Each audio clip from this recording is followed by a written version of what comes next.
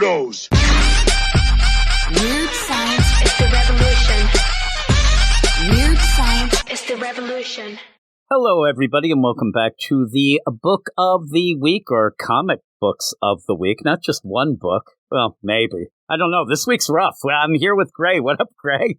Hey, what up, Jim? How's it going? Are you genki? Yeah, no. I have a toothache. It's killing me. I'm having problems. You're hungover, and we had kind of a crappy week of books overall. Not a ton to recommend. We have a couple of recommendations, and I will mention this. Me and you were talking before we got on. The idea of the best comics of the week, we don't want to fudge things in and say, oh, well, because we don't have a lot of indie stuff, we'll shove that in. Or, hey, we don't have a lot of Marvel. Because then you start recommending things to people that you don't really stand behind, and that's not what we want to do. So I'm saying that we have a rough week. We don't have a ton of books in this best of, but as I always say at the beginning of this, if you guys out there, because we haven't read every single book, so if there's something that you like, let us know. Put it in the comments below and let us know what's going on, because that will give other people, a chance to see what people are reading and to push them towards some things that maybe we're not aware of. We always say that. We'll start, though, with this best of the week. We'll start at DC, and we have one that really I was hoping would be good, and I liked it. And it is the Batman First Night #1. You ended up getting some crap, you told me, on your review of it, because somebody said that it was a little too political. It's one of those things where I don't like politics of the now, ripped from the headlines. But if you go back to 1939, there are things that happen. We're able to look back at that in a way that I think that it worked out pretty good. I actually liked this book. I thought it was a cool deal, and one of those where if you're not enjoying the regular Batman stuff, I'm not just including, Batman, I mean detective as well. This is a book that you can just jump onto, right? I had a great time with it, yeah, as you say. Not just the art, I thought the storytelling was really good. The political angle never took me out of the story. It didn't feel like it was lecturing me. How about you? No, I thought it was done pretty well. I mean, we even have some of this stuff in the Golden Age stuff with the Sandman and then the Alan Scott. I know that not everybody loves both of those or either or one of them, but when you go back, the idea, if you're going to play a Batman from the beginning, 1930, you gotta have the stuff there. It happened. I mean, you know what I mean? Like, if you're going to go back, take advantage of the stuff. And yeah, one of the things you look at is there is a millionaire, billionaire Bruce Wayne, as some people are just getting out of depression, and there is a war. I mean, pretty much already started. We'll get into it in the U.S. in a little bit, but that's the lay of the land.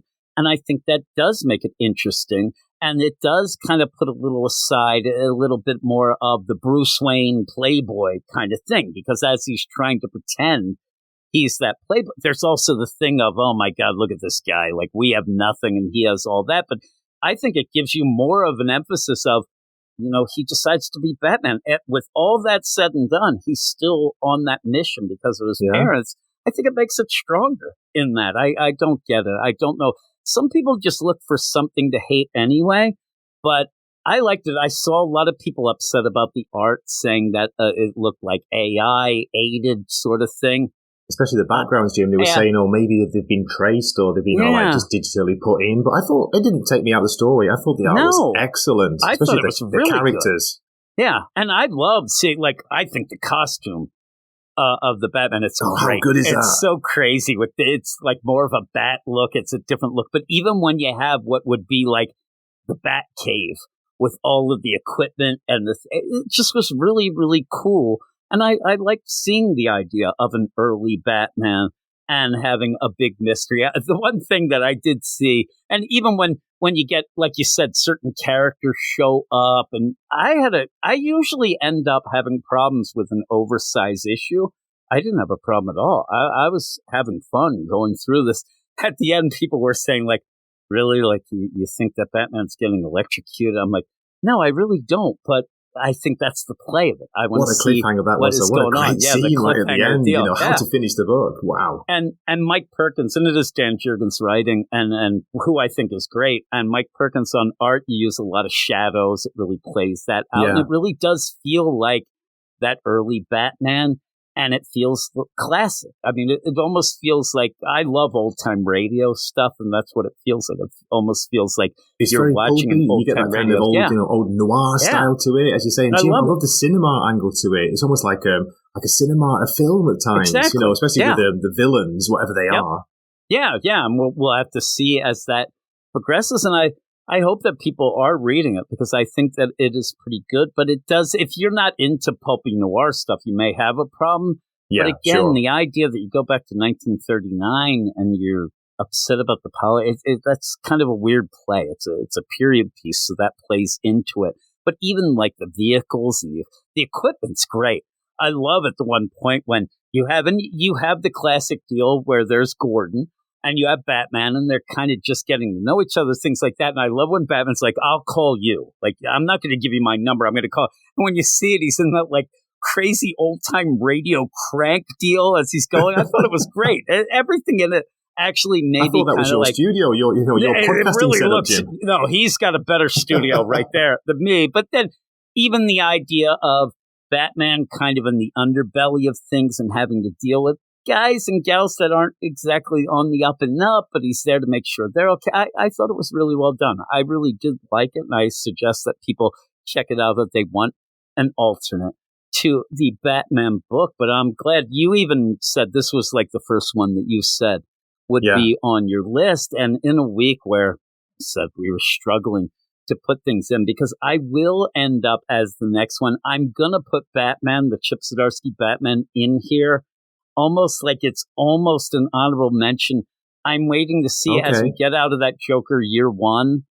I was pretty pumped to see, okay, let's get back to what a lot of people were enjoying. Batman was fighting Failsafe / Zur-En-Arrh. We end up having in this where you see Zur-En-Arrh in the Failsafe body is taken over as Batman. He has Batman in prison in the lower reaches of the Blackgate prison, and pretty much what you're getting is Chip Zdarsky, in my mind, is going to show you that, hey, everybody, this is the apex Batman. This is a Batman that will take care of his villains. And I think Gotham might like it because, I mean, if you're there in Gotham, Gotham has been lost by Batman constantly. Like every 2 days, this is one that, hey, there's a new sheriff in town, still playing that it's Batman, but Batman that, as he says to the Bat family, that he was fighting Failsafe and won, but uploaded the consciousness into the thing. It's not something that I think is totally out of the ordinary of what Batman might do. I don't know why at one point Damian, he believes it. It feels weird. Jason Todd doesn't seem to believe it, but you're getting towards what looks like a stretch run to at least 150 and also Absolute Power, where we did see the failsafe robot, is going to be in that. It's one of those. It's just barely making my best of, but I still think that if you were somebody who liked the stuff before you got to the Joker year one, or even the stuff before, the multiversal nonsense or Gotham War, this has been such a disjointed run. I think that this might be a cool story going forward from here to Absolute Power. So I'll throw that in. Disjointed, kind Jim, of a that's little the word, aside. isn't it? Yeah, it is. It's just the it's Joker a shame. One thing it just messed up the narrative, the storyline. It broke up the continuity. It feels like to me, this run's been all over the place. And do you not feel like Failsafe and Zur-En-Arrh have overstayed their welcome? Yeah. So at least they're doing stuff here, and you have Joker, and at the beginning you even have a play where everything he said in that year one might be a lie. But in this, we see that Capdio, who we thought was dead, he's alive, so he's still involved. There's a lot of weird play with it again. I keep saying this, but it's like barely made the deal. But if you have been into it, or we're hoping it gets back to something kind of big and exciting, maybe this will be for you. It's not the greatest, but that's it for DC. This is a rough week. I mean, I'm telling you, we ended up right before this. I just did our DC Comics podcast, and we were struggling. going through some of these books. But shout out to Eric Shea. Yeah, Eric. And we go over to Marvel, and Marvel had a ton of books this week, and not many were good. No. The one that me and you are picking, I know that people are going to have a problem with because this is a book that it seems like you either love it or hate it. Me and you like it. I say love or hate, and I'd say we liked it, but I really did like it. And it's different than what I expected, but we'll explain why, and it is Ultimate X-Men. Number one, and I know people are going to be like, really? Because I'm telling you, so many people hate this, but it's a weird book because I don't know what a lot of people thought this was going to be.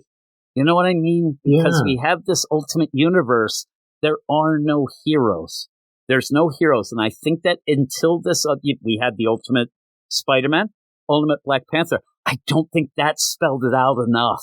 No, that there's no heroes. I mean, the biggest complaint for Ultimate Spider-Man for the first issue was, there's no Spider-Man in that. Even at the end, though, you get Peter gets the spider so that the second issue can go forward, but everybody's getting the wow moment of the family. So that was the big to-do. Oh, my God, it's Mary Jane, and he has kids. And I think a lot of people jumped on then and didn't read the setup of what this universe is. And then when you get Black Panther, besides the idea of T'Chaka being alive for almost the whole, there wasn't that much different. Wasn't that much different. It wasn't at all. And right before we started, I even said to you, one of my things is, one of the books has to show something messed up. Unfortunately, it was the X-Men book. Even people saying, well, they shouldn't have called it X-Men, but, you're trying to play this, but it is a universe without a X-Men team. There's mutants. There's no team. We don't know exactly why. Some of the big things we saw Storm hanging with Killmonger in the Black Panther book, and in the Ultimate Universe, one of the books going into this, we saw a shadow of Wolverine, but we don't have the team. So a lot of people thought that we were just continuing the old, Ultimate Universe, which we're not.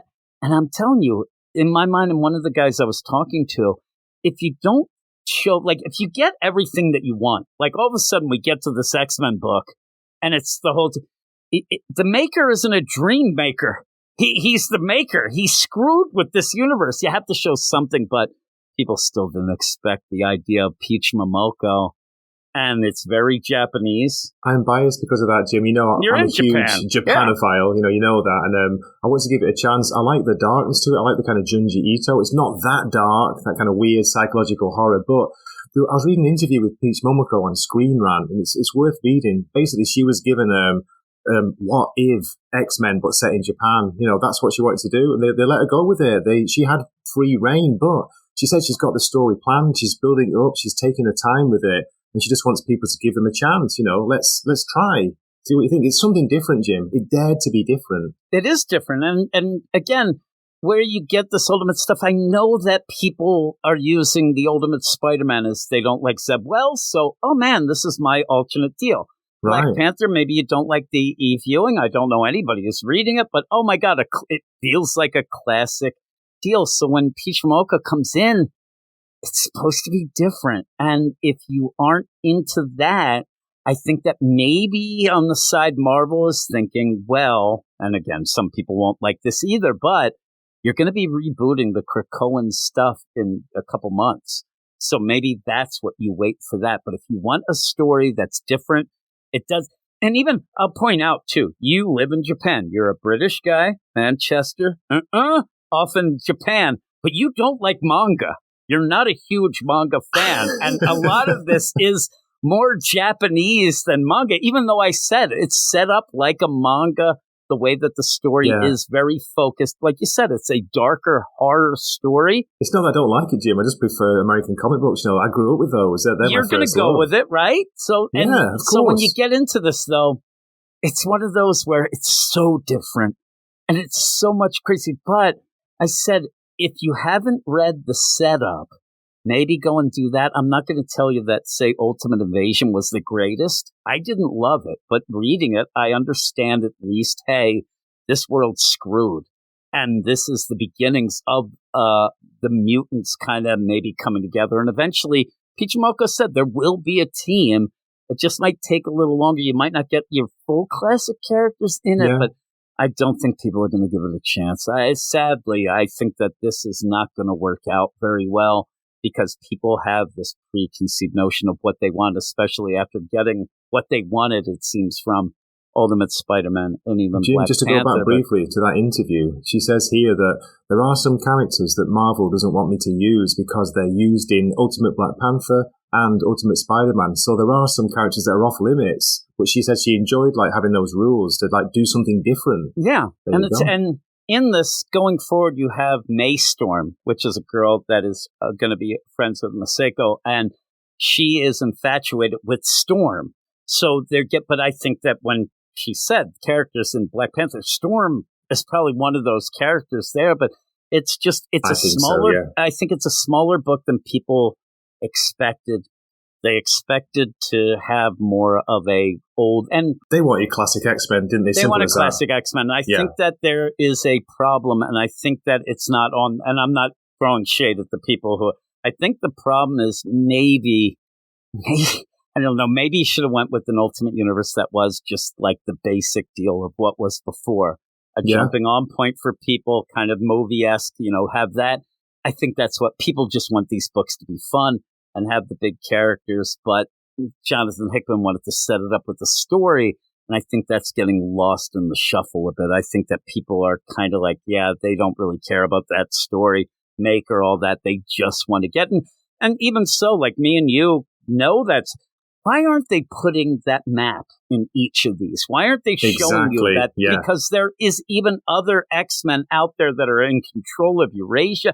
There's all these things going on that I don't think people know of, and they just want to have fun books. So I'm not going to, blame anybody who doesn't like this book. But I did see some people, I don't know that it's going to make it a hit or anything, but I did see some people that actually were like, I just wanted something different. And that's what I got. And I mean, we're talking about all this. We'll talk a second about the book. It's just Masako armor kind of seemingly having the powers manifest, but tied into supernatural and a totem and a dark story where her friend seems to have, kind of done some bad things to himself, unlived himself, or whatever the hell they make you say. Being bullied, bullied to death, basically, It's a dark story and sad at points, and really does play out like a dark supernatural horror manga. But even then, we don't know the full scope of everything. We know what, Jim, you're saying, on. like a lot of hate for this, but I've just been scrolling through the reader reviews on League of Comic Book Geeks, and they are overwhelmingly positive. There's only a couple like saying, what's this? It's not X-Men. But most of them are really positive, so I think she's getting a lot more support than people realize. And I know that there's people who I talk to that I consider friends, that I talk to on YouTube that hate this. Oh, yeah. But again, if you don't like it, it's weird because then there's some other people. I'm not saying them, but there's other people. It's like the hate goes beyond the hate. It's not just I don't like this. It ends up being like, this is the worst thing I've read. I'm avoiding it like the plague, and I wish that it would fall off a cliff. Like, you don't have to go that far. It's an ultimate, it's an ultimate universe. Calm down, steady on. You don't have to read this. It's an ultimate deal. You're not going to miss out.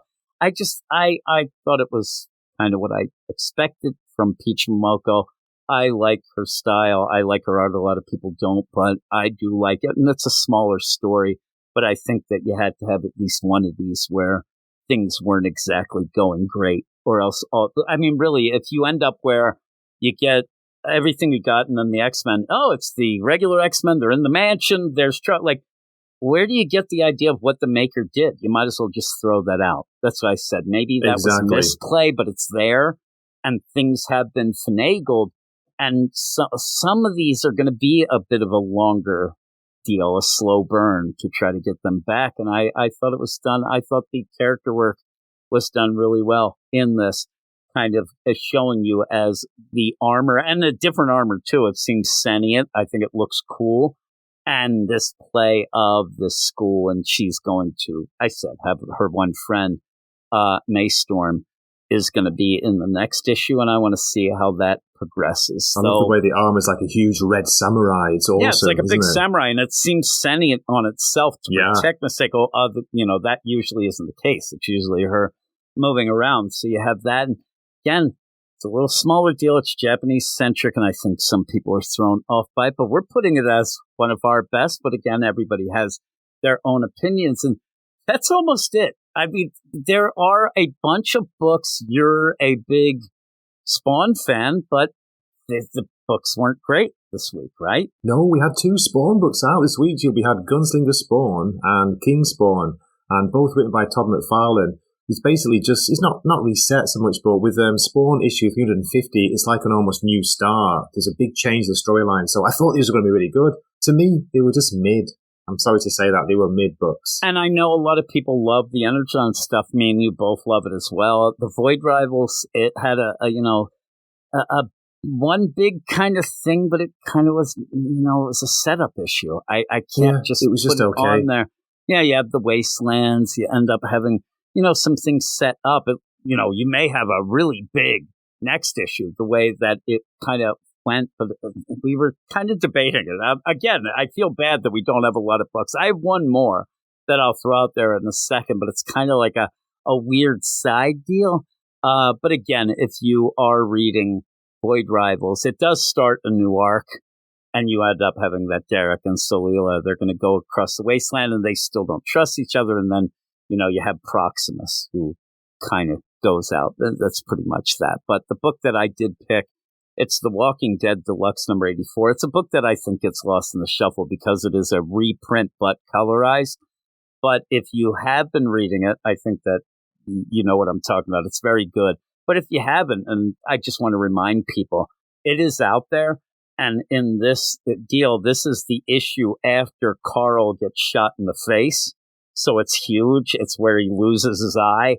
Just looking at the cover now, Jim, what a cover that is. It's iconic, isn't it? Yeah. And last issue is the cliffhanger was him getting shot. I swear to God, I don't know how Coral, how he even survived. I mean, half of his face is gone. The cover shows it a little better, but in this issue, even everybody in Alexandria, they all kind of get together. And talking to some people, I never watched this show.